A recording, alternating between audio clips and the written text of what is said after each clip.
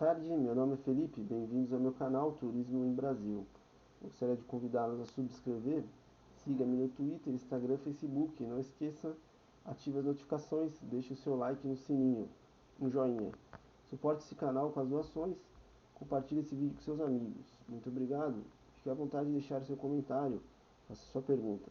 Se for comprar pela internet, compre pela Amazon.com, no link abaixo, e no Shopee. Muito obrigado. Compreensão e interpretação. O título do texto é Memórias de um Aprendiz, de escritor. Que afirmação do narrador no início do texto sugere que ele se considera um aprendiz? O texto lido é um relato de memórias. Leia o box. O que é o relato de memórias? E depois responda.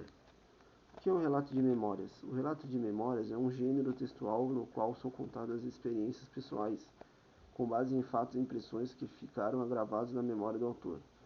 No contexto literário, o escritor, ao contar suas memórias, torna-se um narrador que, em primeira pessoa, recria seu modo o real, assim que é contado não corresponde exatamente ao que ocorreu na realidade. Entre os escritores que no Brasil se dedicaram a gênero estão, além do Moacir Ciliar, Fernando Sabino e Tatiana Belinsky, com Menino no Espelho e Transplante de Menina, respectivamente. Que trecho do texto de Moacir Ciliar, no primeiro parágrafo, indica que a referência do autor são as lembranças que ele tem. Já na infância, o narrador tinha interesses pelo mundo das histórias. Que trecho do texto comprova que ele se interessava pelos mais variados tipos de histórias? Que afirmações do narrador confirmam que, de pequeno, já era ele um aprendiz de escritor? No primeiro parágrafo, o narrador propõe uma reflexão acerca do trabalho do escritor de ficção. Verdade é uma palavra muito relativa para o escritor de ficção. O que é verdade e o que é imaginação? Entre as afirmações a seguir, qual não tem relação com a ideia da relatividade expressa pelo narrador do trecho? No contexto ficcional, fatos e personagens não precisam ser fiéis à realidade. O escritor de ficção, por meio da imaginação, transforma, altera e recria fatos. Para o escritor de ficção, a verdade é relativizada pela própria natureza de seu trabalho, o que é recriar mundos por meio de imaginação. Verdade é uma palavra muito relativa para o escritor de ficção, porque não há diferença entre a realidade e a imaginação.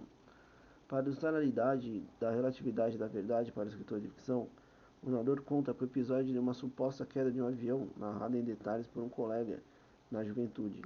Compare esses dois trechos do texto aparentemente contraditórios. Ele era mentiroso. Concluo que ele não estava mentindo. Ele vira realmente o avião cair. Porque o narrador acabou concluindo que o colega não estava mentindo quando relatou o episódio? Em que contexto o rapaz não seria considerado mentiroso? Justifique sua resposta com elementos do texto. Releia o trecho. Palavras. São tudo para quem escreve, ou quase tudo. Como a serra, o martelo, a plana, a madeira, a cola e os pregos para o marceneiro. Como a colher, pluma, os tijolos, as argamassas para pedreiro. Como fazer a linha, a tesoura e a agulha para o alfaiate. Considerando as comparações estabelecidas pelo narrador, responda. O que há em comum entre os elementos mencionados no trecho, serra, martelo, etc. e as palavras? Leia os versos a seguir do poema Procura da Poesia, de Carlos Drummond de Andrade. Penetra surdamente no reino das palavras. Lá estão os poemas que esperam ser escritos. Os versos confirmam a resposta da questão anterior. Explique. Leia o box, o exercício da metalinguagem. Depois responda.